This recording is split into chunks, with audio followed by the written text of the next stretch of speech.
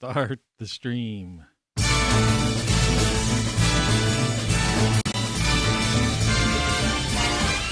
Good morning. Christmas rocks. Merry Christmas. Merry Christmas. Merry Christmas, you wonderful old Billy and Lone. Tony Caravan. You've been subjected to a highly sophisticated form of propaganda. It's just what you need, and not what you don't. If you're really Santa Claus, you can get it for me. And if you can't, you're only a nice man with a white beard, like Mother said. Okay. Oh, no! It's the holiday season.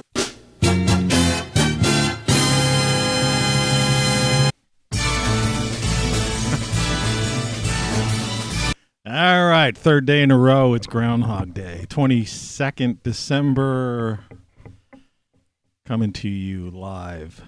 And with the longest intro yet, I believe.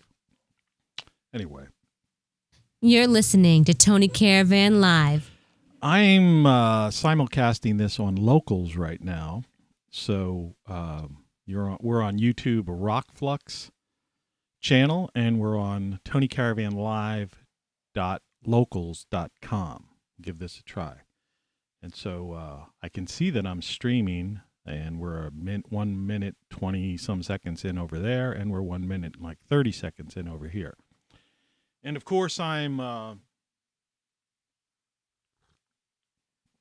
slurping my morning coffee from the ROCKFLUX, official ROCKFLUX mug. There's a hint of hazelnut. Oh, and I have my classic shirt on that I designed, and I guess they're still available at rockflux.com, but I don't think you could get them shipped in time. You get them shipped in time for New Year's. It's a great shirt for New Year's. If you look closely, when you go to ROCKFLUX, if you look closely at the shirt, you'll see that it says Merry Christmas, Happy New Year. So anyway, the title of this show, and I've got so many windows open right now that it's insane. So I can't even. I believe we called this the Bogeyman-in-Chief. All right, and for you Locals listeners, there are certain things that all you're seeing is a guy with a Christmas, Santa hat, talking through a microphone with an on-air sign in the background, and it might even be backwards. I don't know. Looks like things are in reverse on that. I'm testing this technology out. Excuse me. But there are other things happening, and I may refer to some visuals that you won't be able to see on the locals.com channel, since that is not, as far as I know, at this juncture, it's not compatible with the OBS program, the open source program, though I understand Rumble will be. And however, you guys at Locals, if anyone is listening or watching from Locals who has something to do with this, a say in the matter, or Rumble, I'm not sure how you're going to if you're going to combine these things or keep them separate or whatever you're going to do, but that's up to you. That said, let's just jump right into this. For people watching on YouTube, of course, the title card is the morning show that no one watches, which people who are on Locals could attest to that, because I put a link to it every day, and I don't see anybody. Really funny. Really funny. I don't see anybody watching, Oh, no. But that's okay. I mean, I'm going to make a decision on this whole crazy train, one of these days, within the next, I don't know, either today or next week or, sometime very soon, put it that way. Anyway, let's just get right into this Bogeyman-in-Chief thing, because as you regular listeners would know, and if you don't know, I cut the cord, so to speak, with, the cable TV mainstream TV. Like the last one I had was DirecTV. I cut the cable, the cord, canceled my service, paid my final bill about well over a year ago. They still tried sending me a bill, and they eventually put it in collections, and they basically have messed up my credit report. I don't really care. I have one credit card now, and that's all I need. So it's like credit report fine. I bought a house that is my final house. This is it. All right. If something happens to the house, it caves in on me, my insurance will cover and buy me a new house, and I'll have that house. And and I'll buy one in the same neighborhood because my mortgage, taxes, and insurance is here, for those who have never heard this before, are under $200. So it's like, I don't care. All right? I don't really care. Now, all that said, that doesn't mean I don't keep myself abreast of what's going on, world events. I don't listen to, sometimes I listen to some of the financial news because, you got to follow the money. That's where the truth really comes out. It's just like with this thing out there now that I want to talk about, the Bogeyman-in-Chief. It's all about money. You got to follow the money. And Big Pharma right now is making hundreds of billions of dollars on something, and they just will not let go. And you've got a Bogeyman-in-Chief who literally yesterday, I caught on YouTube some clips, is literally telling the American people that they're going to get sick and die if they don't do what he says they should do. Imagine that. Forget about the First Amendment. They got rid of that a long time ago. All right? We haven't had the Section 230, like I always say, the Constitution giveth and the terms of service taketh away. All right? So that's gone. All right? Fourth Amendment is pretty much gone. And they're whittling away at the Second Amendment and everything else. And the whole thing is just crazy. And so we live in the former United States, and Western civilization has already collapsed. Just take a look at other so-called Western nations. And Australia considers themselves part of the West, though they're about as far east as you can get. I've been there 3 times. Nice place, nice people, but it's basically back to being Botany Bay. It's a penal colony, that's the truth. And maybe that's exactly what they're trying to do here, and they're trying to do it in Europe. Germany's talking about mandatory, for the people, right? And other countries as well are just all going ape shit over this thing. But here in the former United States, you've got a guy who was, somehow thrown into some kind of position, a puppet. Now he's on clearly they're giving him some kind of blood transfusions or some kind of drugs that they're not giving the parents of other people who have dementia in this country. But here's a guy who his wife used to hold by the arm and walk on stage, this feeble old man who would be going in the wrong direction, and she would have to grab him. She would sit beside him. See, people have no memory in this country anymore. They don't remember what this was on TV, on network TV, when I had network TV, okay, well over a year ago, right? Before I canceled it because of the absurdity of the whole thing. And she would sit beside him in interviews and correct him, and he would be like, staring off into deep space, talking incoherently. And now he's coming out of the White House to board Air Force, to get on the chopper to get to Air Force One or something, and he's talking to the press. And granted, the guy's not the most eloquent guy and eloquent speaker in the world, but he's somewhat coherent. He's certainly not what he was a year ago. So it's like, it's this, what drugs are they giving him, and why aren't the rest of the American people and those other people in care facilities around the country getting it? My father died of Alzheimer's, complications of Alzheimer's. Now, that was years ago, but he certainly had no access to whatever they've given this guy, the Bogeyman-in-Chief. Now, likewise, when his press secretary got the thing, all right, she was able to get the treatment, right, the so-called kitchen sink treatment, the one that Rogan and Tim Pool and all those guys got. And she was back at the podium, right, within no time, flat. These other politicians and YouTube millionaires and people of the same ilk, they get it. They're given this treatment, and they're fine. Now, if there, correct me if I'm wrong. If there's a treatment for something, it's not right. You don't need to be,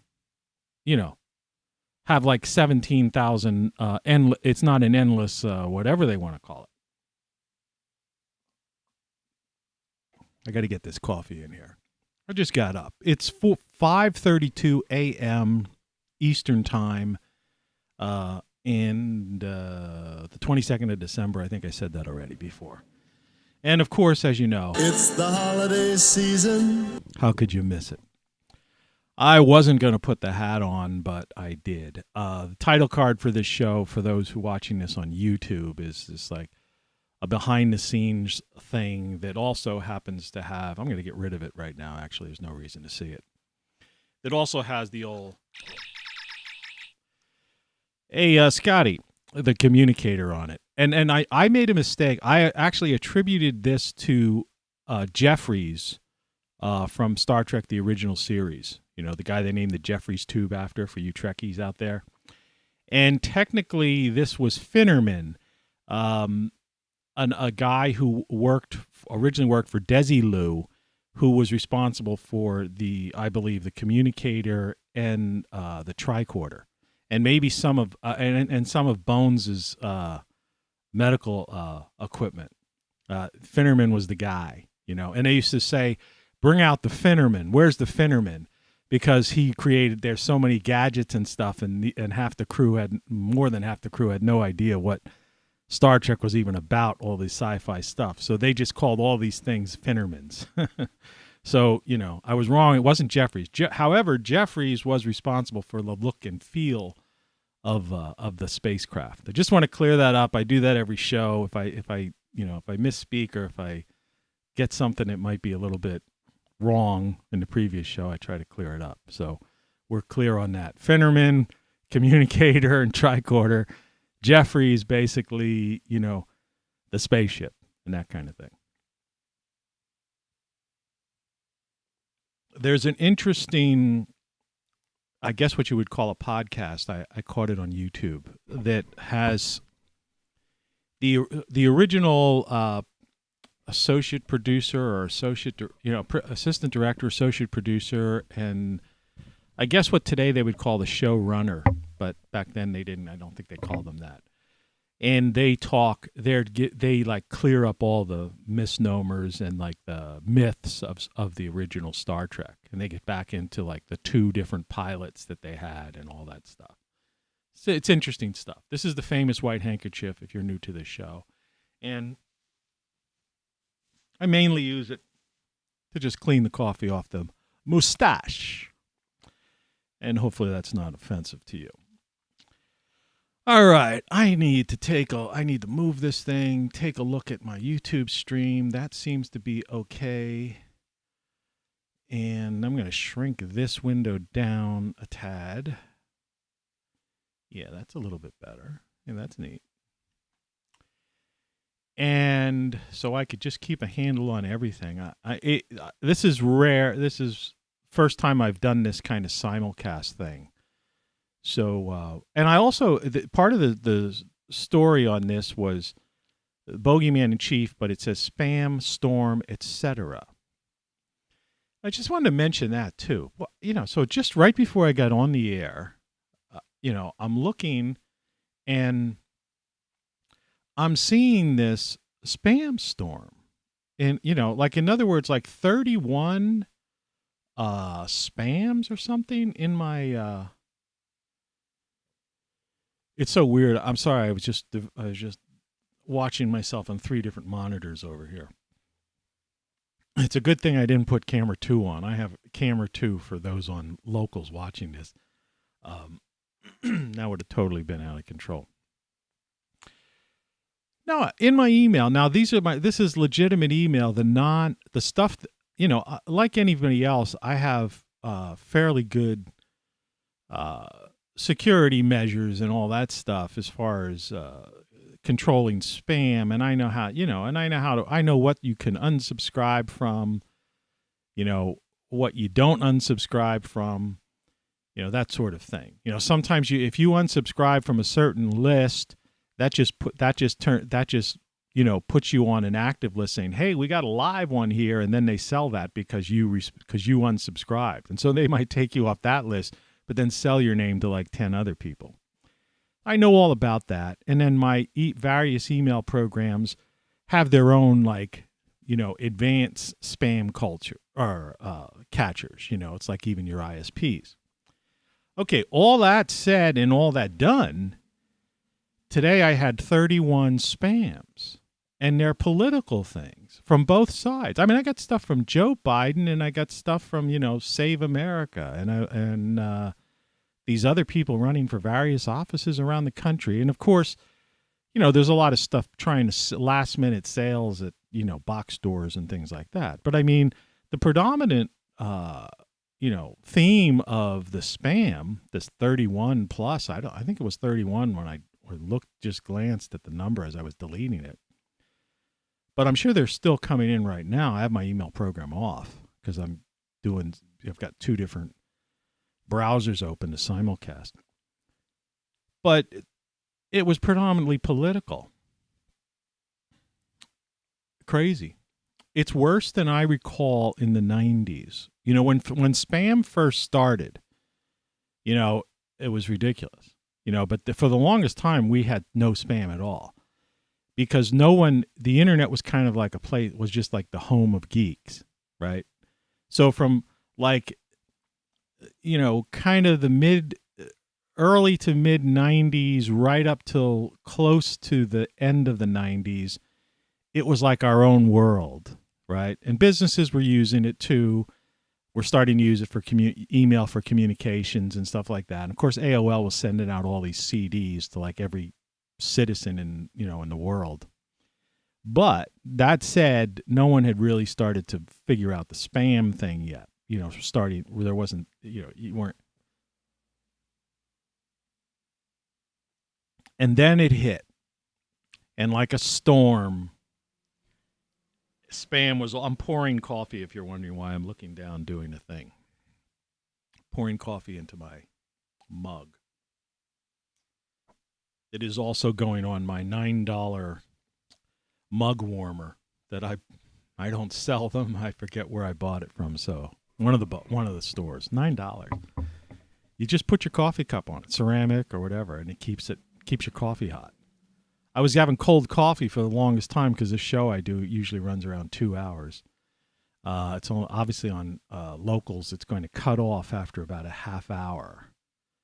And I'm about 11 minutes into the locals one, it looks like. So anyway, to make a long story longer, that's annoying, And so you've got because that follows the Bogeyman-in-Chief type of thing. But, to a much lesser degree, I would rather deal with just deleting spam and such the like than having to see this, our elected officials, all right, the people we pay their salaries, okay? Even whether you vote for them or not, we pay their salaries. I often say, like Nancy Pelosi, do you really think in her mind she thinks she's working for us? Right? Even somebody like AOC, do you really think if you went to her and say, I pay your salary. You work for me, because once you're in Congress, it's like, there's like a pecking order of constituents first. Your direct constituents, your congressional district, or if you're a senator, your state, that region. But you also are working for the American people, and you take an oath accordingly, and your salary comes from our tax dollars. So you work for us. And I'm just constantly amazed on the transition that takes place. That here's some person who's, in her case, tending bar at a restaurant or something weird like that, and suddenly now they become a national figure, and people are like, and there's probably people that would be near her and would get embarrassed or like would think, oh, this concept of how people deal with celebrity, right? I used to see that a lot when I lived and worked out in LA, and I was in the entertainment business, and I'd see, how people would respond to individuals. And the same with the music industry when I was doing that. People would come backstage and they would be like, nervous and all that kind of stuff. And I'm like, what are you nervous about? With the, this person, that person, before they had a song on the radio or before they were a political candidate or elected or before they, became some television newsreader, they were the same as you. It's a really weird phenomenon psychologically. You know what I mean? When you think about that, that always fascinated me, but not in a good way. But yeah, think about it. This guy comes out, this Bogeyman-in-Chief, right? Who's on some kind of thing, right? And he has the audacity, right? To literally like kind of threaten and scare. Because he is the public forum. All the cameras are on him, right? He's going to be quoted on all the networks, even the people who are the networks and the so-called press, independent press, and whatever. All eyes and ears are on this guy, right? And he's going to be quoted, whether it's sound bites, video clips, or written up in various papers, blogs, what have you, right? And throughout talked about on these forums today, like I'm talking about it. Of course, I'm first at it because it's 5:43 a.m. Eastern time. And he's Bogeyman-in-Chief.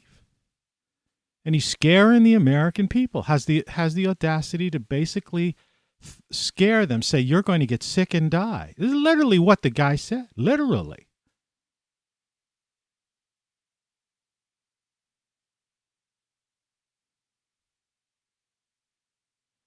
And, like I say, 14 days to flatten the curve, we're coming up on 2 years.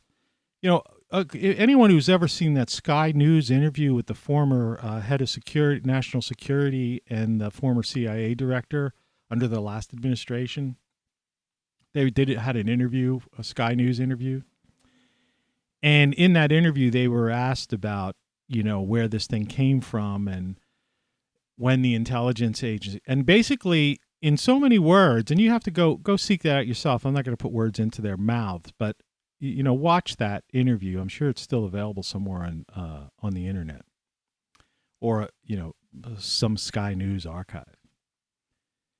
Basically, they said they kind of knew about this thing. They were aware of this. The intelligence community and certain people were aware of this in the summer of 2019 and definitely by the fall of 2019. So we're talking about, that's a long time ago. That's like 2.5 years, right? And, and what basically now, we're in a situation where it's this guy who, is in this Bogeyman-in-Chief is literally going out there. Now imagine the kids watching that, hearing that. Remember, this guy has the microphone. He's the man with the microphone. All right. So, it's like the old E.F. Hutton commercials. When he speaks, people listen, whether they follow his dictatorial mandates and, is another thing. But they hear his voice. They see his visage. and to come out and to fearmonger people, right? At the time when there's just been a FOIA release of emails that puts into question what that guy with the name begins with the F with. I don't think you can mention him on the one channel I'm broadcasting on.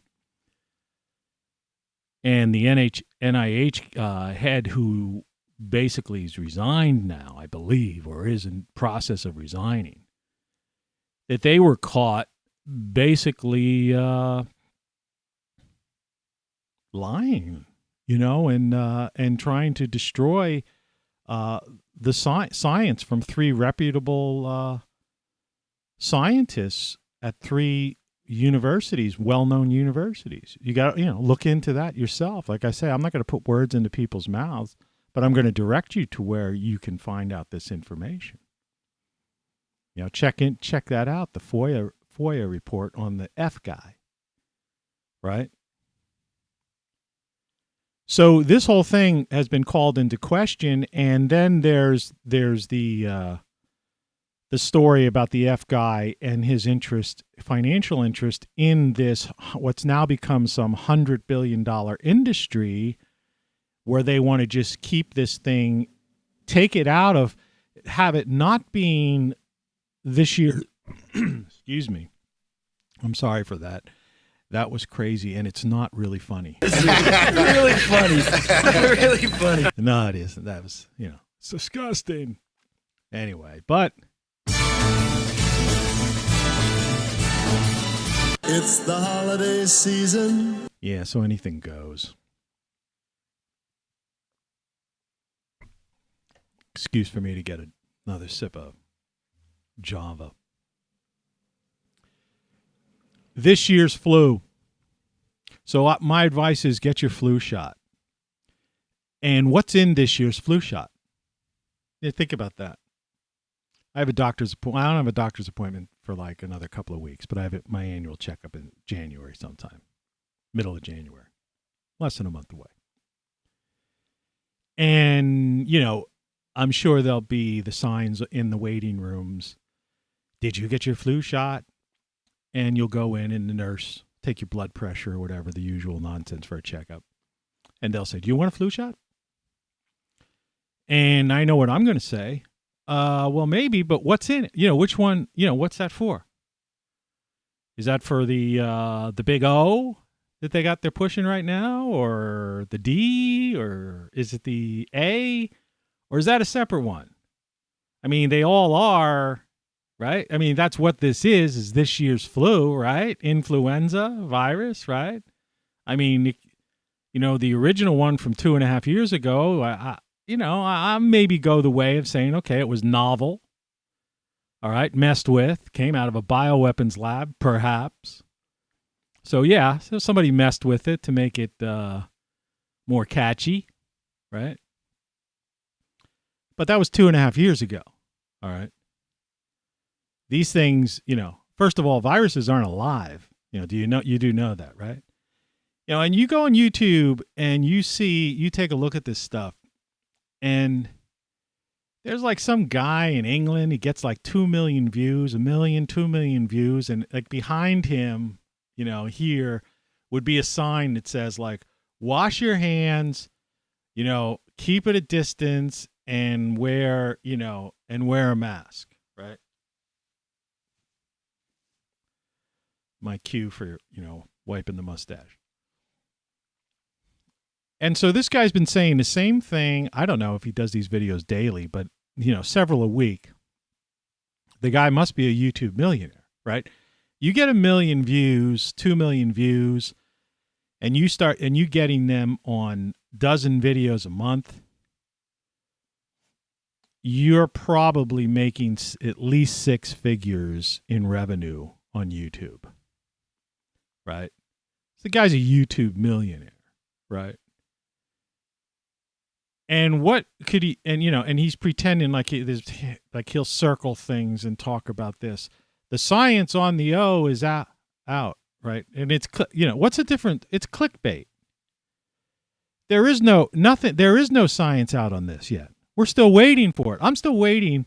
My live stream ended on the locals. Sorry about that. Kind of was a little shocking. Okay, got it. And let's see if there's anything else I have to do. Bear with me on this. I just want to close out of this. Oh, I realized I didn't realize I had chat on that thing too. All right. I'm going to quit out of this browser. And we'll focus on this now. Okay, that's done. They only give us on locals. I get like 5 half-hour live webcasts. Right. If I would have known it was coming, I would have told them to come over here. But I did write that in the show notes, so to speak. So we'll see if anybody comes over. Probably not. So, like I was saying, so what's going on, right? So who's this guy working for? Who's the Bogeyman-in-Chief working for? Pharmaceutical companies? Who's his staffers working for? Pharmaceutical companies? Or are they working for the American people? And why are they out there fear-mongering? I mean, it's the same with the media. That's all they do is scare the crap out of people. And the teachers are scaring the kids, right? News readers are scaring the people who are glued to the news. They want to know. People want to know stuff. They want to know information. And then other people are like listening to politicians because they're the people who still are working and hard at work, so they like turn on the news to see what's going on, right? They still do that. People don't realize that. Even though the ratings are down, they're not as down as far as you think. I used to be a big guy for stressing that, only 1/3 of 1% of Americans watch CNN, right? From the ratings, the actual television ratings, like, Nielsen ratings type of thing, right? But that doesn't take into consideration all the people, what YouTube now, like I mentioned in my show yesterday, YouTube becoming a cable company. Because that's what YouTube is. It's a cable company. It's literally a cable company. You can pay $65. There's a discount now. But for $65, I'm sure they charge taxes. Maybe they don't. I don't know. I'm certainly not going to subscribe to them as a cable company. Cut the cord. But we went through it, went to the site. $65 a year, you can get YouTube as your 85 channels and have YouTube as your cable company. And then you could get, YouTube Premium, so for about $80, I don't know, with miscellaneous taxes and stuff, you basically, that's your cable company. All right. And of course, you got to pay for internet service. So you're still over $100-some. So there's no difference between YouTube's and Comcast, right? Which is what drove Comcast to create their own version of like Hulu or whatever you want to call it, Roku. I mean, everybody's getting in. It's like everybody's getting into the other guy's business, and it's like, but this idea that YouTube is moving away from what I am, and the reason why I have 0 viewers right now, which makes no logical sense, as I said before, many a time. When you have 2 billion active users on YouTube, say, and half of them might be asleep right now on the dark side of the earth, right? That leaves 1 billion. Another half of them are just gamers or doing other stuff or going to work. That leaves like 500 million people. And say another half of those people don't even pay attention to live stuff. Like they just go to they have like 4 or 5 channels they go to and that's it. They don't care. They're not even interested in recommendations or anything. But that still leaves about 250 million people, or a couple 100 million, say. Now, the odds of winning the lottery, getting struck by lightning, shark attack, all kinds of things like that. In other words, there's no reason why there would be 0 viewers of my show. because, when you have a couple million, probability statistics states that if there's a couple 100 million chances, right? Because that's what these people end up being. They're, I've just stripped it down to scientifically. There's a couple 100 million chances, people out there. The odds are that there should be a random person should just hey, what's that? And tune in. But I get nothing. Zero, zilch, nada, as they say. Does that make any sense? Yeah, it does. Because YouTube is trying to become a cable company, and they do not want to encourage this sort of thing. Except they're the major players, what I call the YouTube millionaires, that are bringing in, that are cash cows. All right? It's just like, where the people themselves, right, the common man, right, where you're just cattle, to the corporatocracy, right, to the politicians, to the World Economic Forum Davos set, right, international crime syndicate that runs this whole ball of wax, right?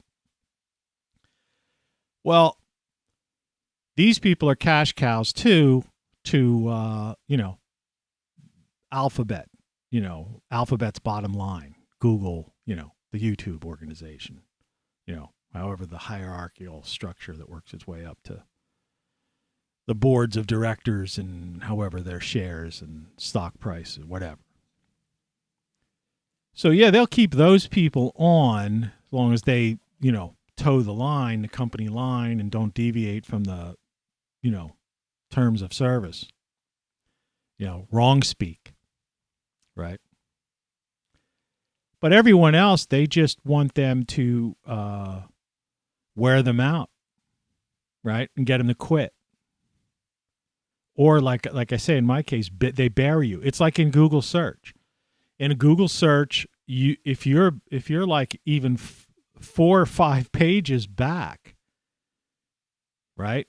When you do a search for something, if you look at the upper part, it'll show you that there was hundreds of millions, if not a billion search results, right?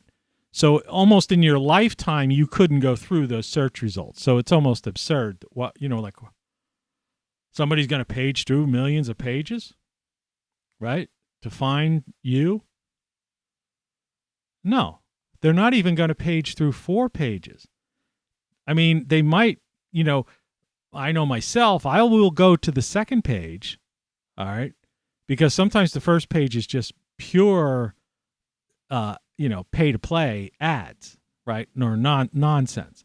So often I have to go to the second. When I was covering the La Palma volcano and was looking for the Spanish site, because I didn't, because what does CBS or CNN know about that, right? Was it CBS or one of those networks that actually thought La Palma was in the country of Spain, like physically in Spain? They didn't know it was an island off the African coast, and they had to retract. I mean, this is the mentality of the newsreaders they have. So it's like I don't want to go to those. I want to go to the Spanish site, right? And I was getting the daily updates on that because I was curious about that, because it was it was a long eruption. I mean, it's still active in a way, but it's not. But I mean, it was crazy. That thing was shooting up, into the sky. It was incredible, right?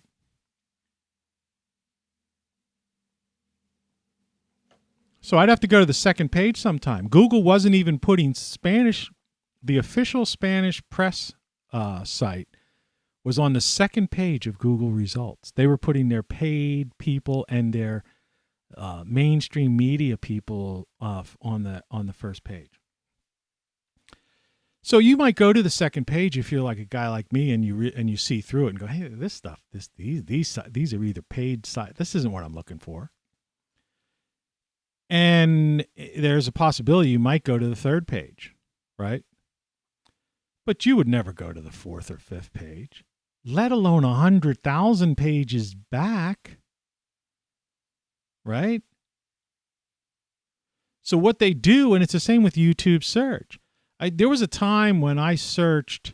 I said this before, but because I've tested this, and I've tested this with friends have tested this, and I've tested it. But we've caught them with screen captures, all right, where they post-dated, like the video today was listed, so it wouldn't appear, because it should be, like I say, if there's 200 million random people that could be exposed to this in the live category, what's on now type of thing, right, on YouTube, chances are there should be dozens, if not hundreds, of random people at least popping in and out, right? But I'm looking right now at the stream settings, analytics, the stream health, and I can see the stats.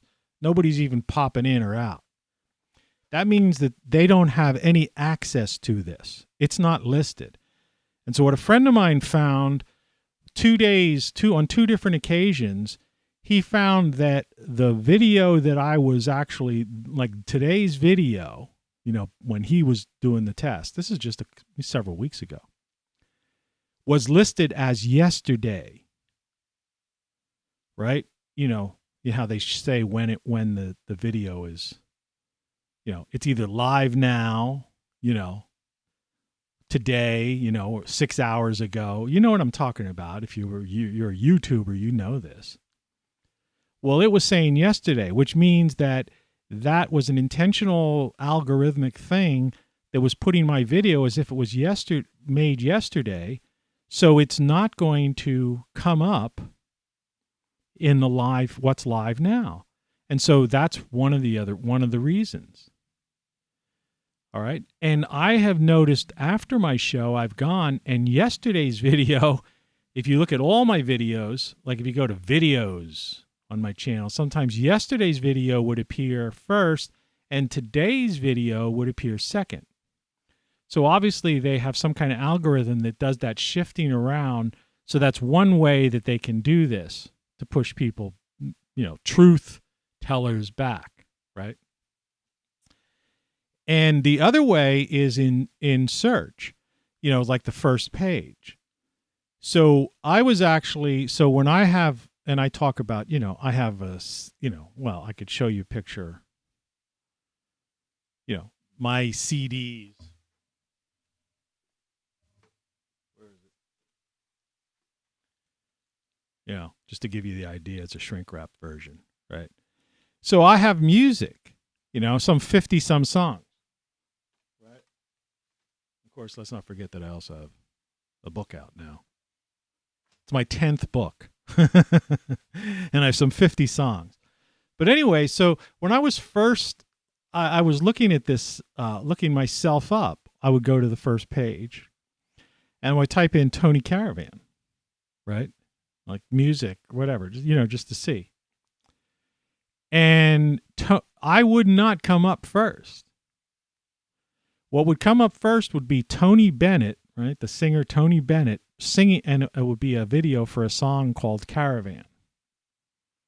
Now, why wouldn't Tony Caravan, the name in order, which is me, I should come up first, obviously, not Tony Bennett singing Caravan. Then under that, I still wasn't like I was under that then. Under that would be like I've been in the UK and over in Australia, and in those places they call campers and camping, they call them caravans, like camper parks, caravan parks. It's just a thing they call them. It's like caravan, thing. It's just a name they have for that. Here we would call them, I don't know, mobile, not even mobile homes, RV parks. Yeah, RVs. All right, people would go, you would go caravanning in the UK or Australia, but in here you would go RVing or something like that, right? Okay.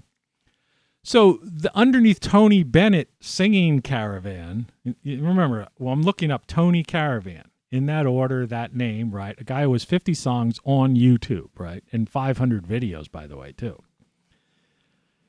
And so next would be like Tony, whatever his name is, goes, caravan sales, right? And then it would be, Brenda and Tony go caravan, or at the caravan park. And the entire first page of results on YouTube, if somebody searched Tony Caravan, I wasn't there. And I think at one point I had to go like 3 or 4 pages deep to find a song, one of my songs.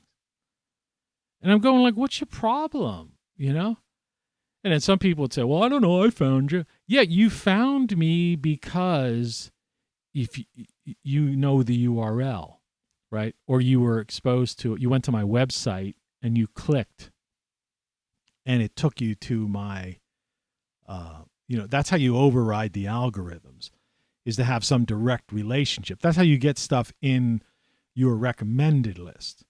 You go to a specific place, and they're going to get, whether or not you subscribe to that channel or not, you're going to see another video by that person or of that theme that you went to. That's the automatic process of the algorithms. So if you go to my ROCKFLUX site, or you watch this video, so you're at this link, all right, you're now entered into the algorithm. But you had to get here somehow, and the question is, how did you get here? And what I'm looking at, with already being on the air for 46 minutes and 34 seconds, that there's 0 viewers. Meaning that several 100 million people that are having access to live broadcast and are probably interested in stuff like this, I mean, think about it. If you saw the title Bogeyman-in-Chief, right, Spam Storm, etc., right, and some of my title cards have been absolutely like so enticing. Like, I think I have some of the best title cards of anybody, or thumbnails as they call them. So it's hidden because they don't want this. They don't want this. This is what YouTube was like. Yesterday I showed a video of mine that I made 14 years ago that had like 2,500 views, just a random video. It wasn't even good quality. It was from the Amazon. When I used to do the expedition coverage and stuff. I mean, I was one of the first guys on YouTube. I was one of the first guys on everything. Like I said, I was on the internet 35 years ago. Yeah, with that Mac behind Mr. Scrooge. Oh, you see that outline of that thing over behind my head? It's so hard to do this because everything is in like reverse. This thing, that's the original Mac. It's just too dark back there for you to see it. But anyway, let's put Mr. Scrooge back up. Since, It's the holiday season. So yeah, I mean, it's messed up. So YouTube's becoming a cable channel. If you want to do these things, I guess you could do it, but you might as well just do it, just do it for your family and friends, because no one else is going to know that you're even doing this. Like I was showing you before, I don't, that's what this card is about. I get, the title card, because I don't have the second camera 2 up. But yesterday you could see, I mean, my face is a blur on this thing. But you can see that I had a second camera that's showing the back of my, in fact, I'll enlarge this a little bit just to give you, so you can see it. If you look, my weird contorted face because I was moving really fast. But look at the lower right-hand corner, and you can see the multiple monitor system, with audio and everything. The production studio, right? Right? The morning show that nobody watches. So it's like, it's not like this is just some joke production, right? It's a well-produced show, right? Okay. Yeah, she knows. And, complete with Quality, quantity, and variety. ROCKFLUX. Let's get this show on the road. It's a professional broadcast. I mean, I may be wearing a Santa hat, because It's the holiday season. But that doesn't mean anything. You know, we've got our custom morning show mugs. We've got our ROCKFLUX mugs.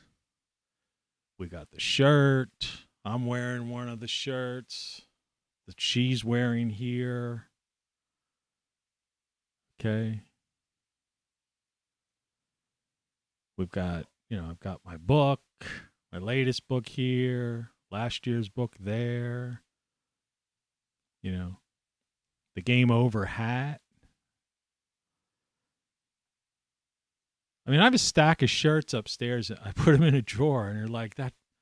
Because I have every one. Then what is a shirt? All these phrases you see on the top of the screen. Everything you know is wrong. You could get in a T-shirt. You don't know what you don't know. Of course, all the branding stuff is available. ROCKFLUX, morning show, and all that stuff. Game Over. So, it's the real thing. It's the real thing. Like the old Coca-Cola line. But that doesn't mean anything, So everything's changed, and it's like, and there are people out there that just keep like hanging on and thinking that the phoenix is going to rise from the ashes.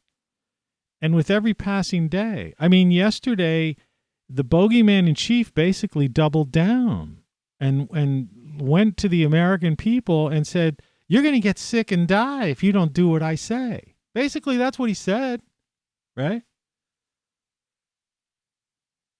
Because I'm being paid by the pharmaceutical companies, and they're on my back, and they cured my Alzheimer's or dementia, and I owe them a debt of gratitude for that. So, yeah, you better. I'm going to do their bidding, and so they could keep making hundreds of millions of dollars or billions. I think it's hundreds of billions of dollars. I think $100 billion industry. I read, right? And so that's why they want to keep you getting these things.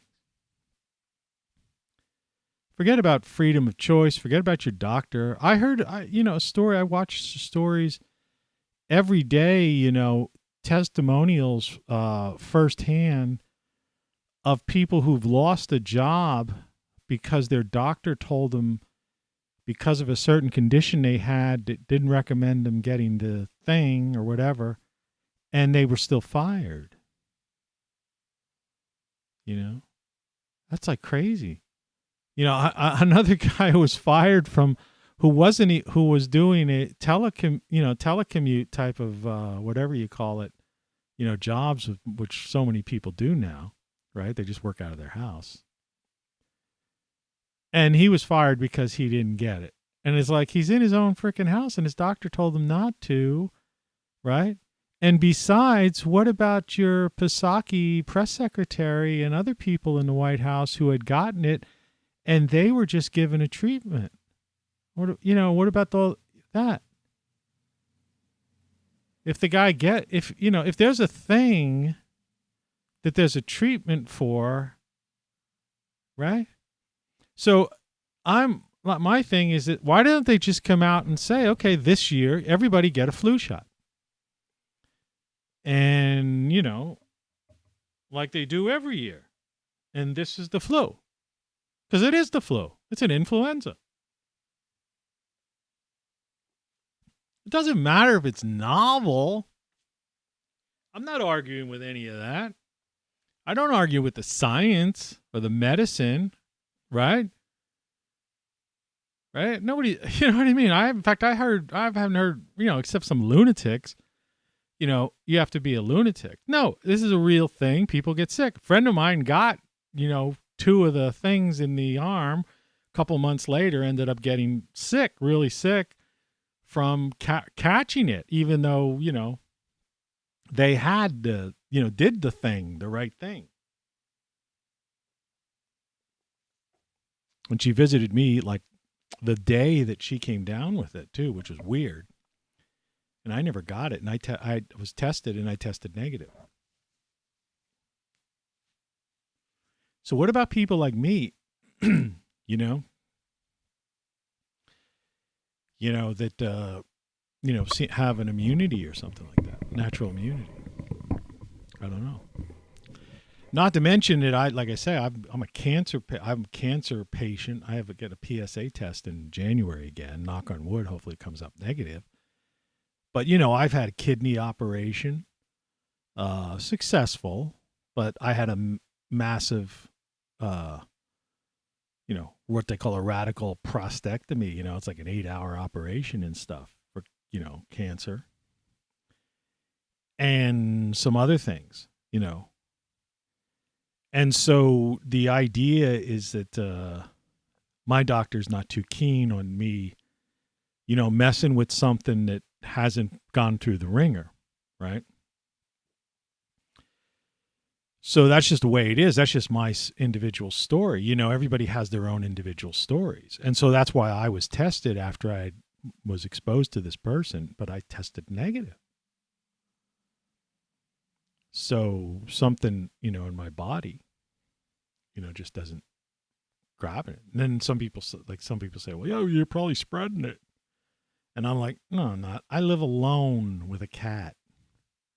I don't go anywhere. In fact, the only reason the person came here to visit me was them coming to me, and they had it, but they weren't able to shed it to me. But I don't see anybody. I don't do that. I'm done. I'm done that. I don't go anywhere. I wish I could, but I can't. I don't drive anymore. Excuse me. And, and if you don't like that, go ahead and shoot. You'll be doing me a favor. So, yeah, it's really weird. It's really weird. So to me I think, instead of the Bogeyman-in-Chief coming out telling people they're going to get sick and die, right? And then trying to make some contradictory statement and claim that people who got this and boosted and all that stuff aren't going to get it, which I've seen firsthand. They are getting it right and left. Why don't they just come out and say it's the flu, this year's flu is such and such, and, get a flu shot and explain it to us that way. See, I don't understand. It's kind of puzzling. Oh, okay. So there is an influenza, which is a virus going around. But then there's also another influenza, which is a virus, but that's a separate thing, and you need to go get this. So, and this is FDA rush, emergency authorization rush through thing.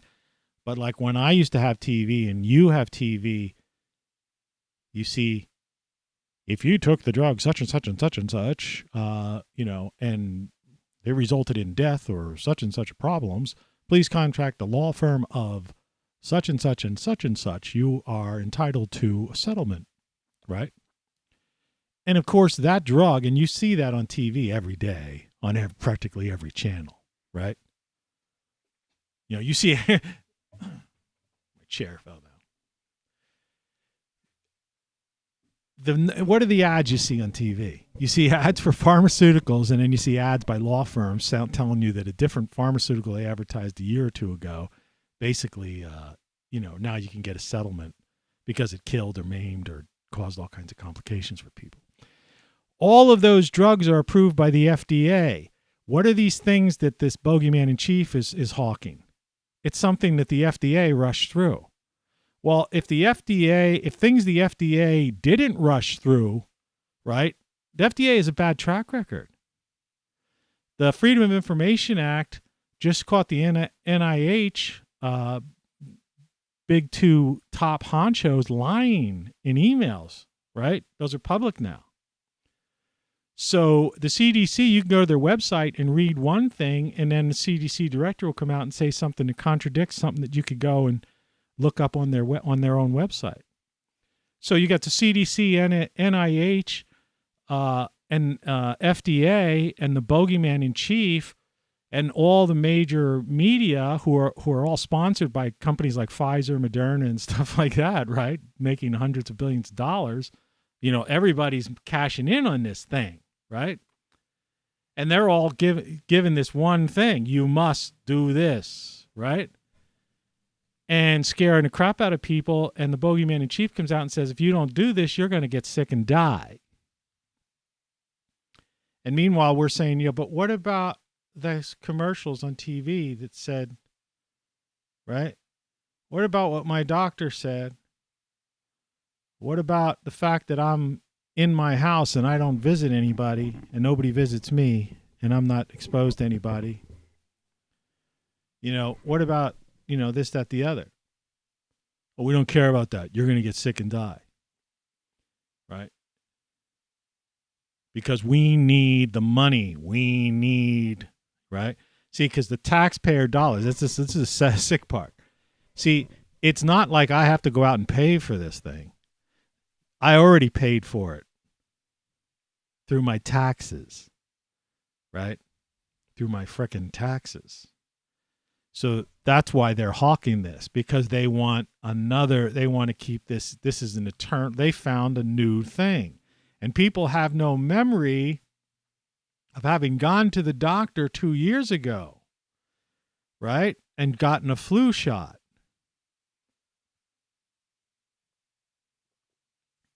This should have been last year's flu shot, and whatever's going on right now should be this year's flu shot.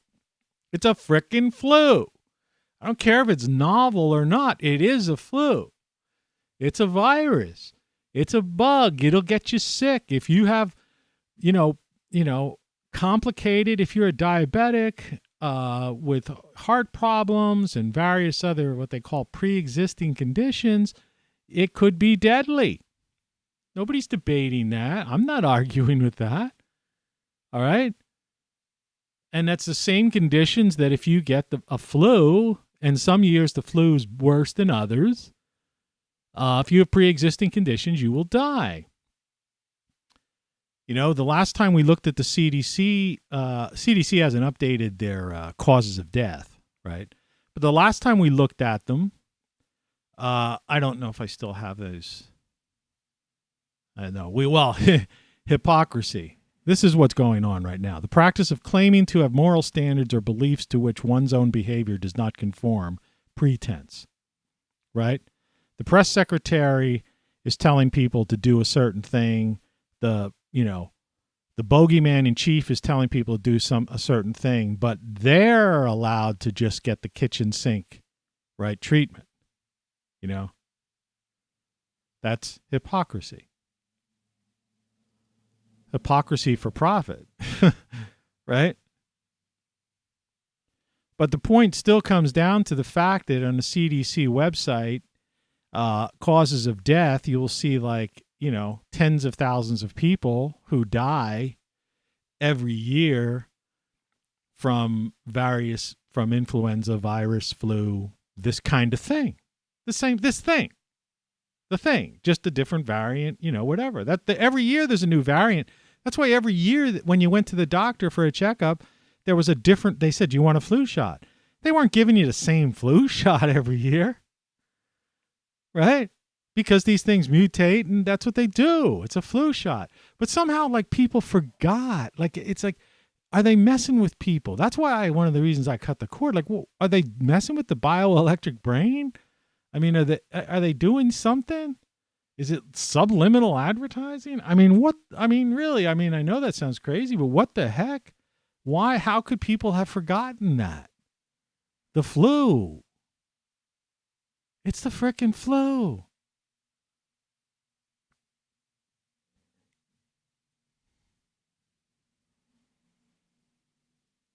And the flu kills people. The flu kills tens of thousands of people. And if you've got these pre-existing conditions and you talk to your doctor and he recommends you get the flu shot, by all means, get the flu shot. It's a matter of life and death. Now, that's not fear-mongering. That's talking to your doctor and being aware of your health and a consultation. And if you don't like what one doctor says, get a second opinion. But by all means, all right, take care of your health, take care of yourself, talk to your doctor, and heed the word of medical professionals. The way we have for years and years and years. Every year. So suddenly they rename things. So they rename this now. Right? See, when it was SARS-1, okay, like see I have the thing over there. I'm going to get it. It just be back. I have it clipped to my door in case anybody comes in here. Because I recently just tested negative. Let me go grab this.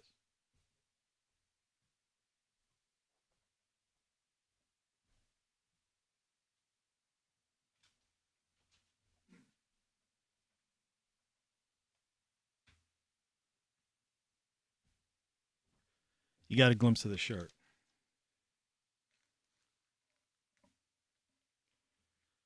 Okay.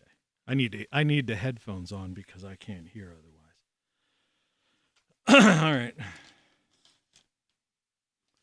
I had this pinned up on my board. You see I get pins on there because I keep pulling it out to show people all the time.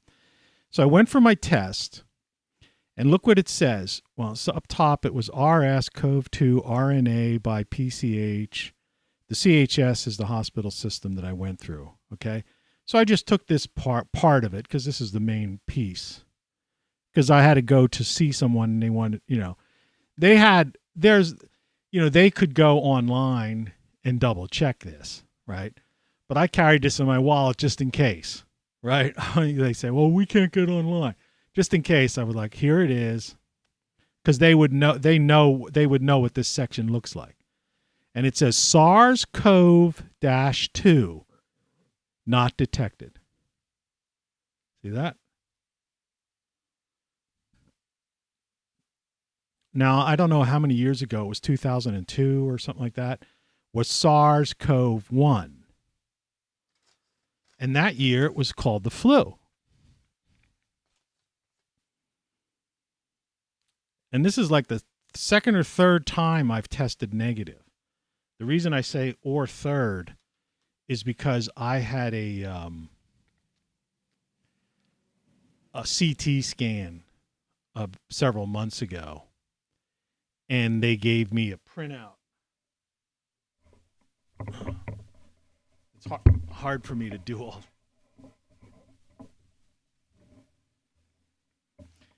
And they gave me a printout from the CT scan. And what it did was, let's see. They went into, I'm trying to find the spot.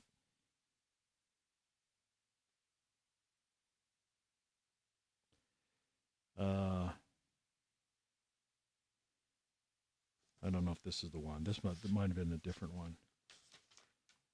See, I go to the doctor all the time. I mean, look at all these weird tests. Well, anyway, what they did was, one of these tests was this thing apparently, and you've heard this enough because it's all people talk about 24/7 on TV and YouTube. But apparently part of the people who get the sickest from this thing, right?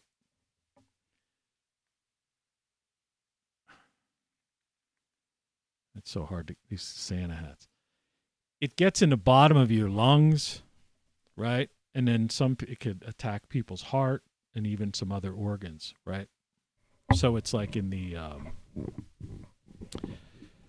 that's the area. And anyway, so I had 2 of these negative tests. There were actually the actual PCR, right, tests, right, for SARS-CoV-2 that came out negative. But I also happened to be getting a CT scan because they thought I might have had some gallbladder. Well, I did have some gallstone, the problem. And so when they do that, they check everything out while you look. Well, the tech who does the CT scan checks everything out. And because of this thing, they paid close attention to the base of my lungs, and the heart and all the areas where the thing tends to settle and cause complications. anyway, it came up. It said all clear. Bottom, lung, bottom of the lungs clear, heart, this, that, the other clear, et cetera, et cetera.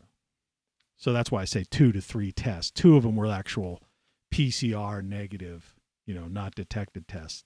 But one was actually a physical CT scan where they actually looked at the body itself and saw nothing in there, right? It was clear. My lungs were clear and stuff.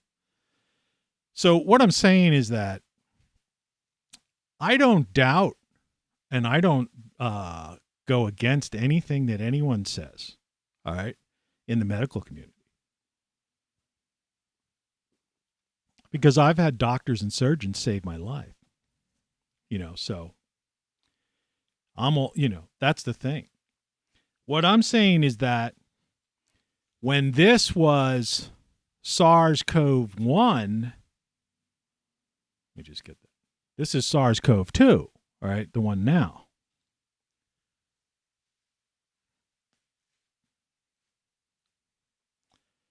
That was the flu that year in 2002, 2003 or something like that. And I don't know, and then there was H1N1, right? Some people are talking about an A1 thing that's going around in this area. I don't know, something like that, something totally different. And, swine flu, I don't know if that was H1N1, all these things. And they all have this name. And this one is, just like the other one was SARS-CoV-1, this is SARS-CoV-2.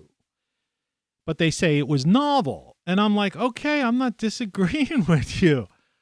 You're right, I don't disagree. All right? Get tested, get your flu shot. Your doctor recommends get a flu shot. But why is, you see what I mean? What they're trying to do is they're pretending this isn't the flu. Right? And my question is, so what is the flu shot this year? Because last time I was at the doctor, because I go a couple of times every couple of months because I've had some problems and they want to make sure I'm out of the woods, right? And so I go for checkups, regular checkups, a couple times a year. And the last time I was there, the flu shot signs were up. It wasn't these signs, right? And I'm like, I didn't ask, but this time I'm going to ask when I go in a couple of weeks. I'm going to go, well, what's in that? What's that flu shot for? Right? I'm curious. See, if the news people would actually do their business, then they weren't just fear-mongering. These are the kind of discussions they would actually have, rational discussions. And they would actually bring on those scientists from those 3 universities that the NIH and that F guy basically tried to, went to war with, literally tried to discredit and all that stuff. And these guys were like high level, research scientists that were just questioning, saying we need to have a discussion about, some things. And they didn't even want to have a discussion. So anyway, that's it. I don't want to really go too much more into that because, then you're crossing the lines. But the point of the matter is, like I'm saying, I'm not telling anybody anything. Get tested. I got the test. I even this is when the PCR test, when they were apparently, turning up the volume, so to speak. And so you were getting a lot of false positives in those days. And that was my biggest fear, is I was going to get a false positive because I had to have a tooth extracted, and the dentist wasn't going to deal with me unless I had negative. I had to get a test, and then and all that. And it came out negative, and I was pleasantly surprised. Be honest with you, because I was all over the place at that time, the first time. So, yeah. The Bogeyman-in-Chief, man. And just like the last guy in office, right, who got it, they gave him the kitchen sink and he was better in 36 hours or something like that. And this guy's own press secretary got it, and she was back the following week. She was right at the podium talking. So, do you see what I'm trying to say? So number one, it's hypocrisy without a doubt. Total pretense, whatever. It's hypocrisy for profit, clearly. And then all these YouTube millionaires and other media people and famous people who get it, people you don't even know about, the Davos set people, they clearly have access to the same treatments. But the point of the matter is, if there's a treatment for a thing, that puts it in a whole different category. That was like this Mayo Clinic thing I was talking about. And that video was still up. I showed it on a show yesterday or the day before or whatever. Where some guy from the Mayo Clinic was trying to compare this to like a tetanus shot. And I'm going, this is the Mayo frickin' Clinic. Well, I mean, I'll repeat it since I have no viewers half the time. So these shows are a complete unit. For those who didn't see that. Well, if I step on a rusty nail and I go to the emergency room or some clinic or my doctor happens to be next door, so it's pretty convenient. And I run next door and go, man, I just stepped on a rusty nail. And they're going to probably, because it's like it's kind of a clinic, but it's a doctor's office. But I mean, they could handle things like that. And he's going, and he or she, there's two of them over there. He or she's probably, the first question they're going to say is, when's the last time you had a tetanus shot? Right. And if I would say, oh, I don't remember. The fact is, I had my tetanus booster a while back, not too long ago. Like when you turn 50, all right? Do I look? Yeah.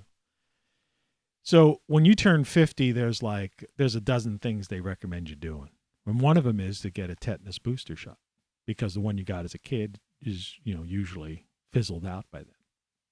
And I work in the garden and stuff, so I'm digging in the dirt and all that stuff. So the possibility of me cutting myself with something rusty or, something in the ground or something is higher than most people who just sit there and have an office job, right? So I would say, so if that happened to me, I would say, well, I just had one a couple of years ago. And he'd say, okay. And then they'd clean out the wound and whatever. And if I said, oh, I haven't had one since I was a kid, they'd say, okay, well, you're going to need a booster. And either way, they clean out the wound, put a bandage on it, and send you on your merry way. So that's called treatment, right? And then that's a shot, it's an intervention type of thing. And it's the same as this thing when Rogan and Tim Pool and Psaki and all these other, and Trump and all these other, all these other people, they got it. They just got a treatment. Well, that puts it in a total different category than pandemic or something like that. So in one respect, the Mayo Clinic guy was kind of right when he was talking about comparing it to tetanus, but he was saying like as if giving it the illusion or people the impression that, well, yeah, like as if you would get a tetanus shot every year and boosters every year or something. Like he's wrong. I couldn't believe it was coming from the Mayo Clinic. You could still just look up Mayo Clinic recent videos and stuff, and you'll see that guy. And it says, Mayo Clinic, whatever.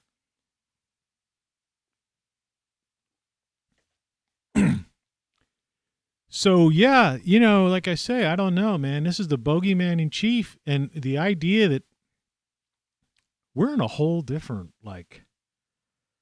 world now, right? Different universe.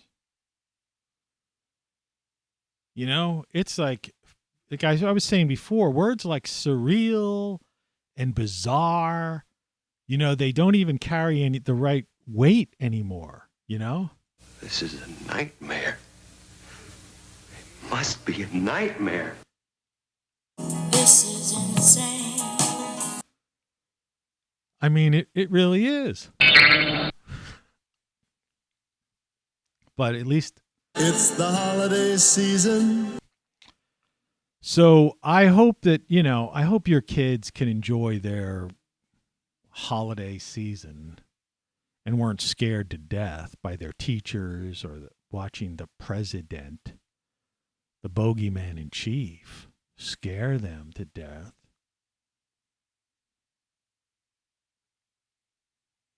And these media people I mean, you've seen those montages, and if you haven't, go do a little research. The morning show is brought to you by Pfizer, or such and such is brought to you by Pfizer. This broadcast is brought to you by Pfizer. I mean, these guys are paying so much money, it's in your face. See, I used to be a creative director at an advertising agency. I know what's going on. You know, we also did public relations, and we were involved with politicians. In fact, I had a famous, he's no longer with us, but he died a number of years ago. But I actually worked on a campaign for a national figure. Someone, you would know the name, I'm not going to mention. But I worked on a campaign for him at our agency. So I know all this stuff from politics to, we had hospital accounts, we had media accounts, the whole 9 yards. And I've been involved in all that stuff. So I know firsthand. And so, yeah, they're bribing. It's like when you see a defense contractor, when you see an ad, you're watching TV and suddenly you see like ads for some kind of like weird new jet or missile or something weird like that. And you're going like, what the fuck? Right? It's not like you're going to buy one of those, $100 million craft or $1 billion, jets or something. Right? It's like, what's that advertising for? And what that's for is twofold. That's one, because they probably have the CNN one at the Pentagon, right? But it's for the people. It's a bribe to the media itself. It's funding them so they get good positive coverage because they want that ad revenue. See, people don't understand how the system works, right? The media isn't about, they're not like do-gooders, right? Right? They're not some religious channel or something like that. They're in business to make a profit. They make money on advertising. Their job is to sell ads. The news is content in between the commercial breaks. All right? Those announcers makes like $6 million. Some make as high as $20 million a year salaries. That's all paid for by the advertiser.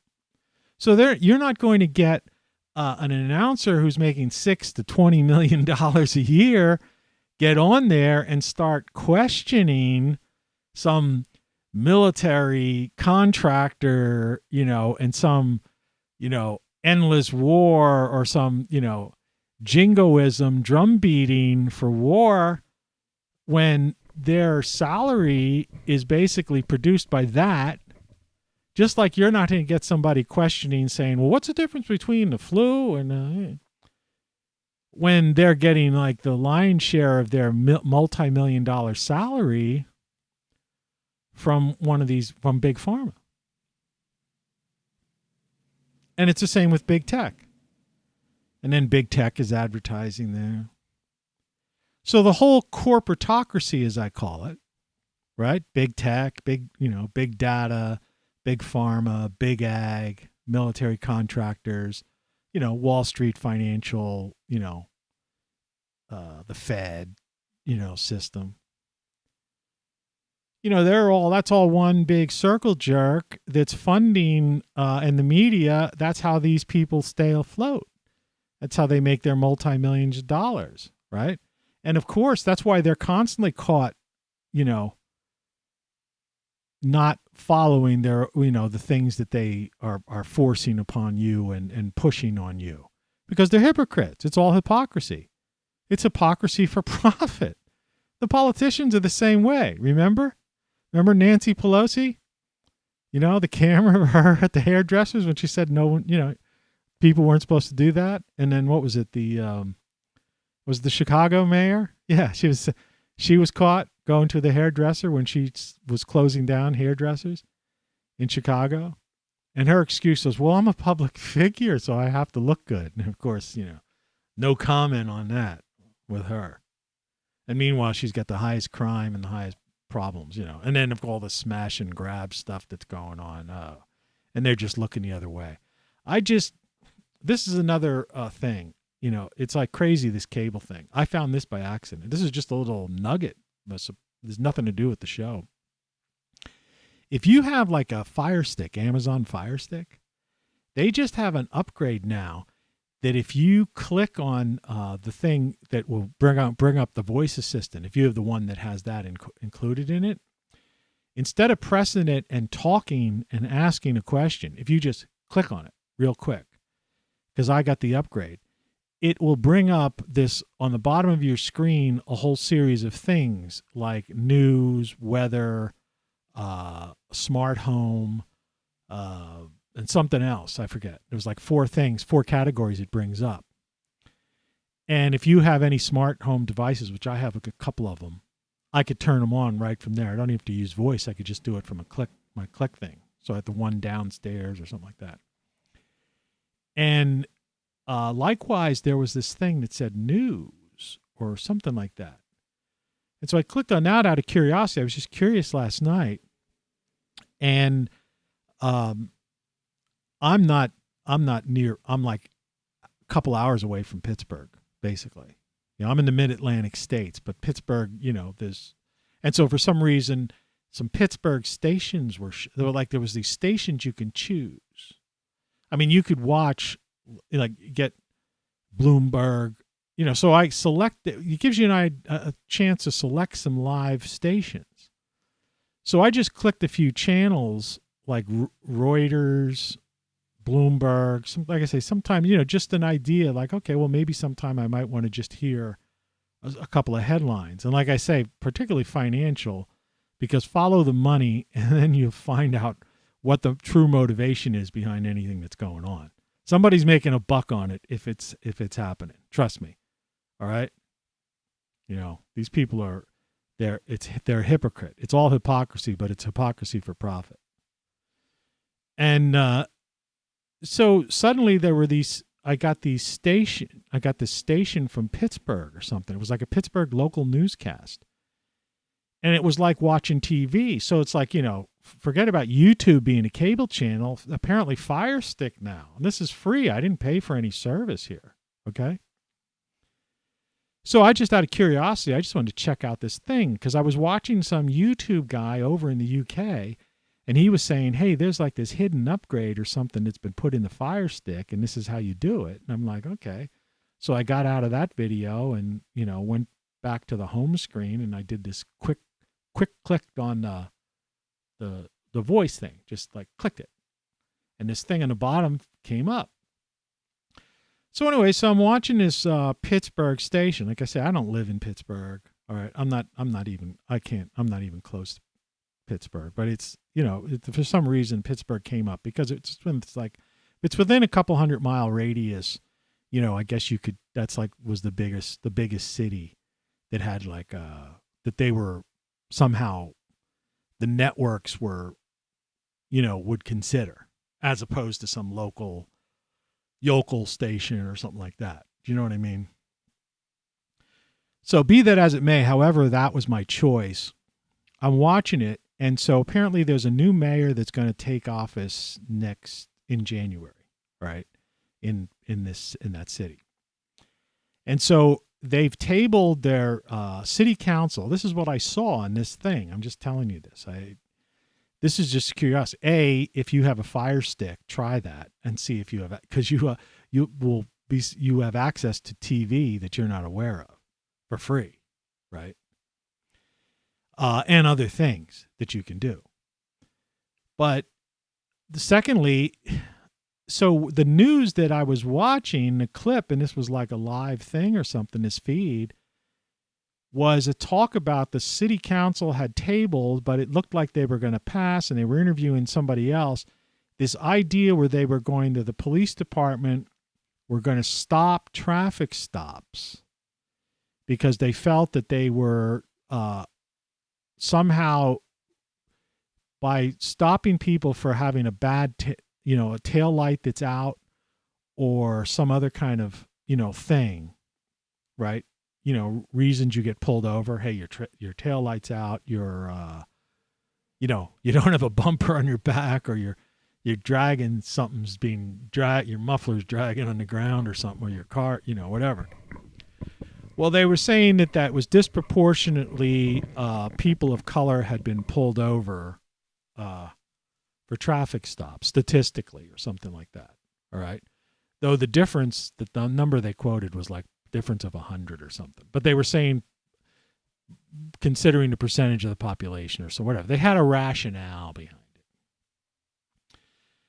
And so it looks like this is another one. This is just like that smash and grab where you could go into a store and it's a misdemeanor, or they're not going to come out if somebody steals less than $800 or $900 worth of stuff. That's ridiculous. Right? Well, now the police are saying, okay, we're not going to stop people if their taillights are out or they're, such and such, because there might disproportionate number of people of color or something or whatever were being pulled over. Now, that may be true. I don't know. I mean, that's a statistic. It could be a statistic anomaly. It could be true. I don't know how you would find if a taillight is out at nighttime and somehow from behind be able to tell if somebody, the driver, what the color of their skin or religion or whatever the heck or sexual preference is from, a squad car in the back seeing that some guy's taillight's out.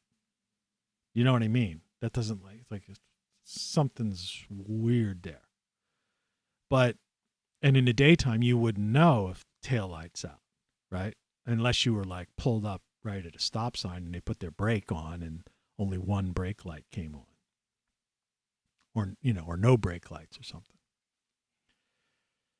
So be that as it may, the problem is this idea where, okay, so crime is being, they're eliminating all of the crimes. Now think about this now. So you're driving along at night, and apparently there's something like, because they were saying the numbers was like 4,600 and 4,500 based upon, the breakdown of, as opposed to I don't know, whatever they call white, right? I guess European, right? Caucasians, right? From the Caucasus or something over in, in Eastern Europe or so. The whole thing, this color thing is really, to me, has just gotten ridiculously wacky. I thought we were through with that, back in the 70s, right? Post the civil rights movement and all that stuff. You know what I mean? I don't get it. I mean, literally, I just, they're just.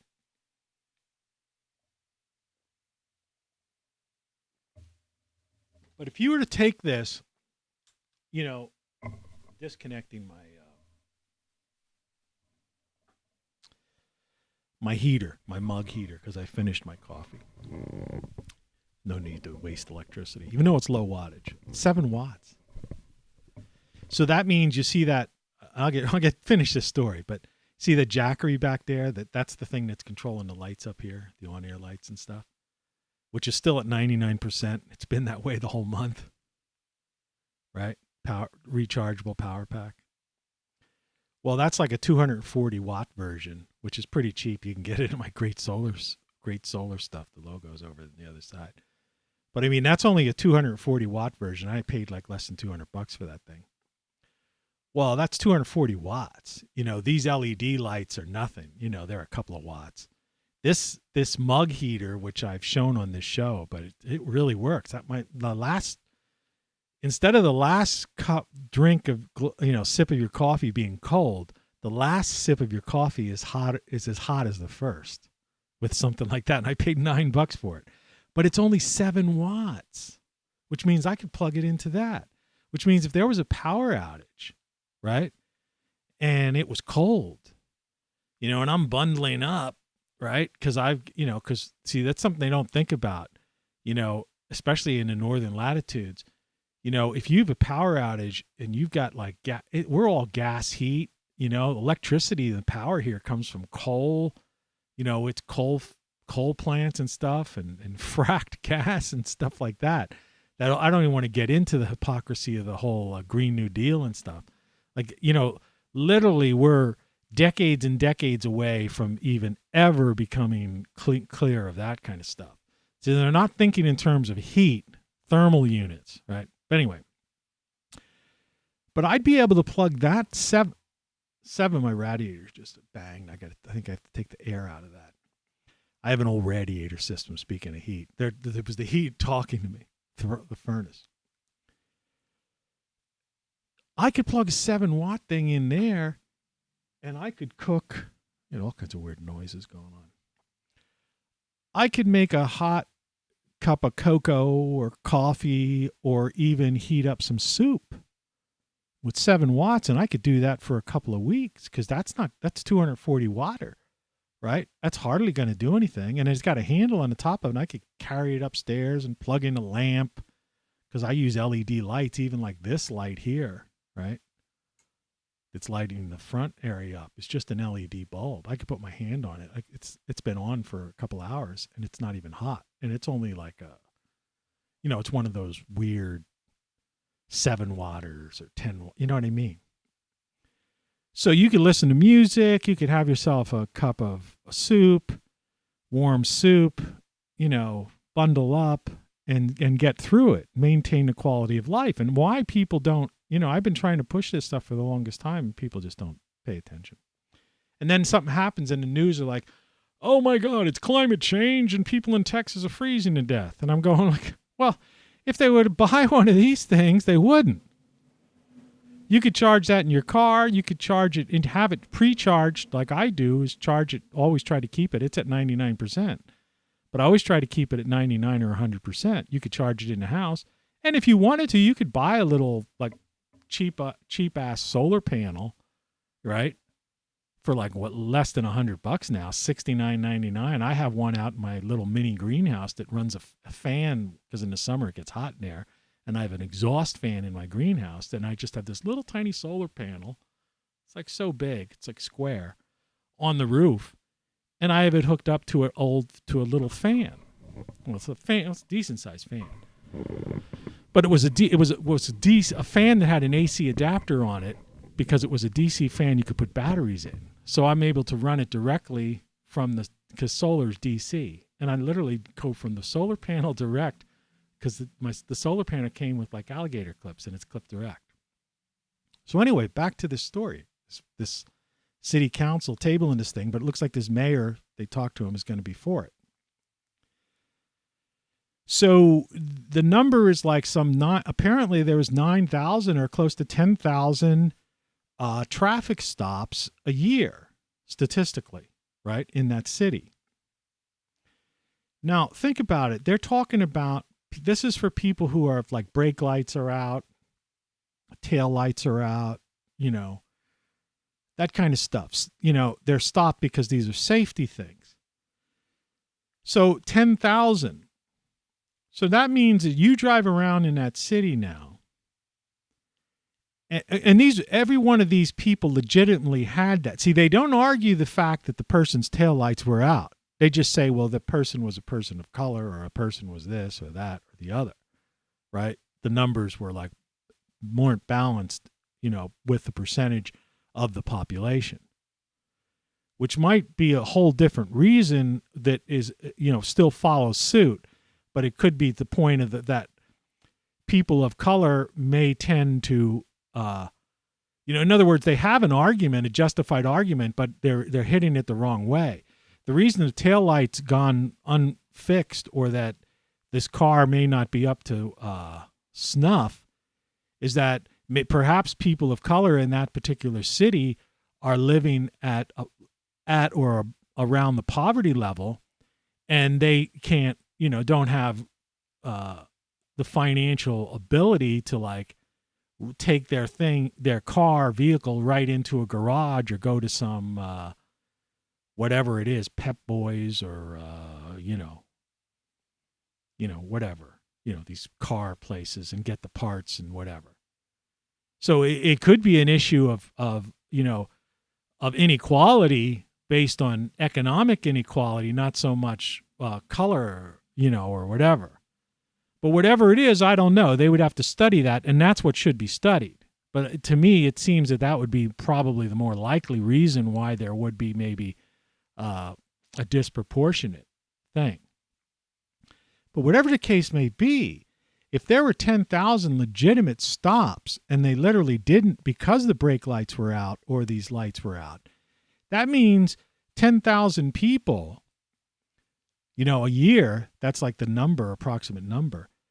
That means you could be driving at night in that town, city, whatever, and there could be a guy in front of you who slams on the brakes because of a deer. These people around these parts, deer or something runs out in the road. And their brake lights are out, and you, guess what? You're slammed in, you're suddenly in a car accident.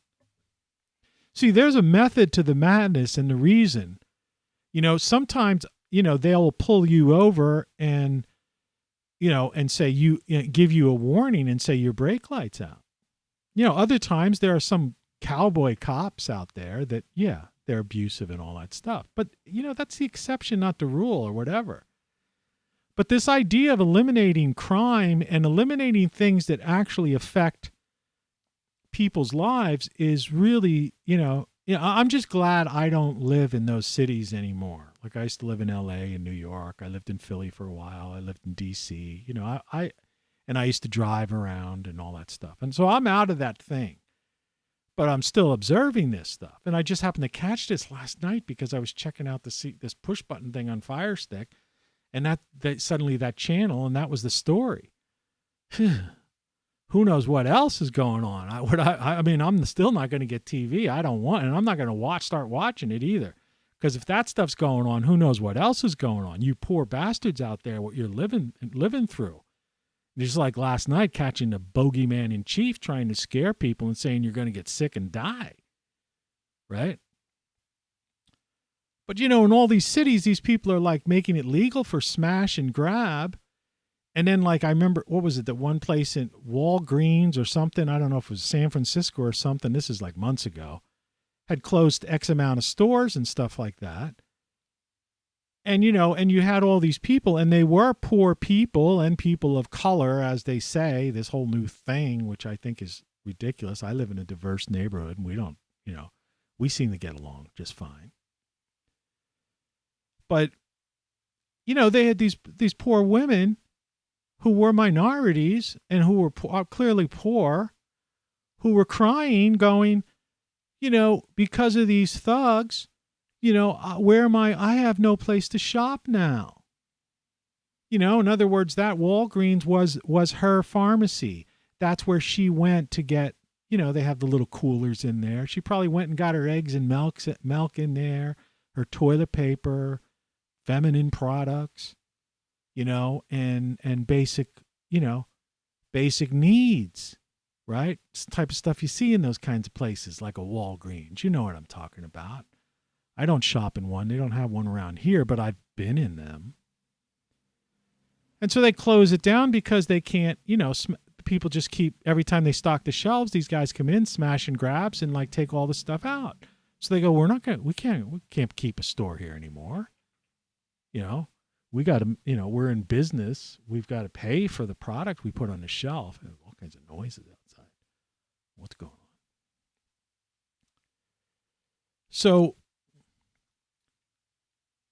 So yeah, you could smash and grab in the major cities. Now, if they do this traffic thing in other cities, or maybe they've already done that, and I just happen to be out of touch with reality because I don't watch the nightly news and local news and stuff. Well, just imagine how many, the potential nighttime car accidents and stuff. If people don't have brake lights and tail lights and, and all this other stuff. I mean, and it's also a bunch of hypocrisy too. Like, like somebody's muffler's dragging and they're just spewing out all this noise and, carbon monoxide, into the air. It's hypocrisy. But what else are they doing, that we're not even aware of? And then they're scaring the death out of people. I don't know, man. I think it's ridiculous. I think it's crazy. So, the Bogeyman-in-Chief. And yeah, whatever drugs they gave that guy, it's like I said, I was watching, a year or so ago, I was watching, paying attention. And then he's like walking around, which way do I go? The thing, right? And his wife is holding him by his arm and correcting him. And every interview she had to be sitting next to him and right? And now he's out there out and about.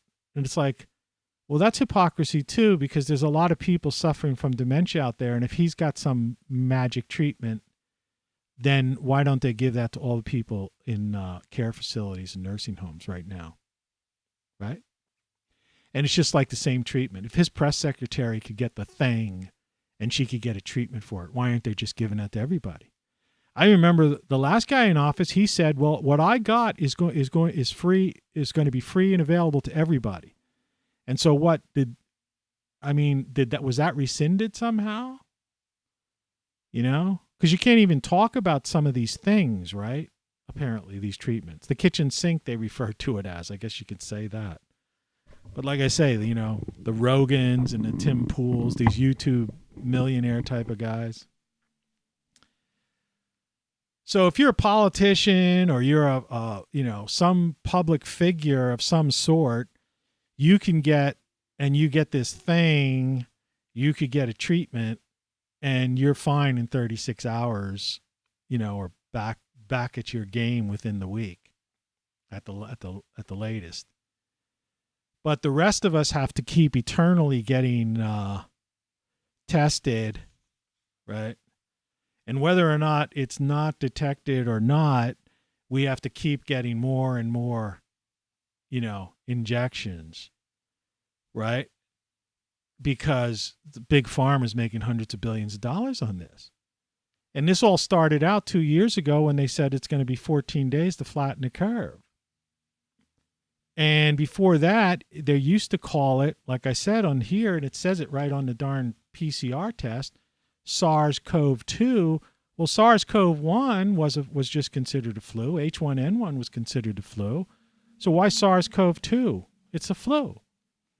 It's a novel flu, and it's killed people, but these things killed people. Maybe this thing's killed more people, so they say. I'm not going to argue with those numbers, though I think that people should dig into that, and see, is it, the big question that most people have is died with or from, right? In other words, that's the big deal. If there's a thing everybody's got, right? At this point, everybody's probably got it in them. So that means anybody who dies of complications from, diabetes, heart disease, the number one killers, heart disease is the number one killer in the U.S.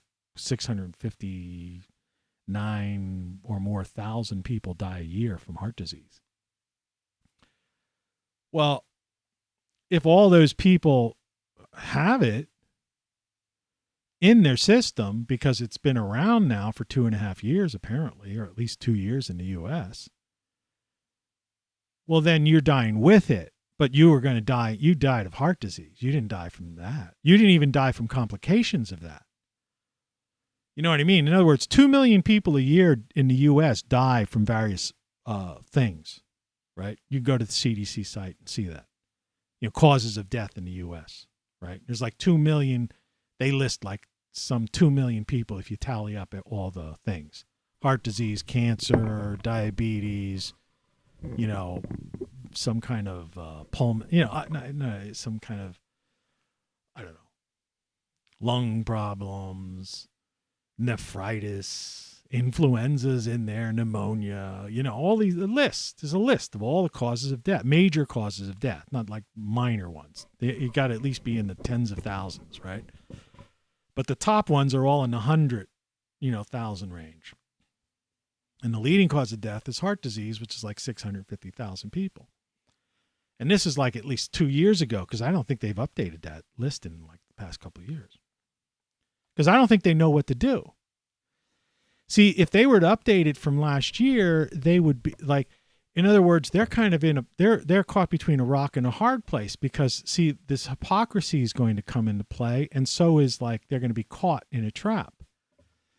So how are they going to put in the 2021 or 2020 and 2021 causes of death? They're still showing like the 2018, 2019 leading causes of death.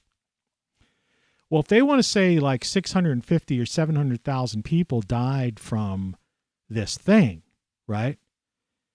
Well, are they then what's going to happen is suddenly like the 650,000 people that died in every previous year from heart disease, is that number going to go down to like 100,000?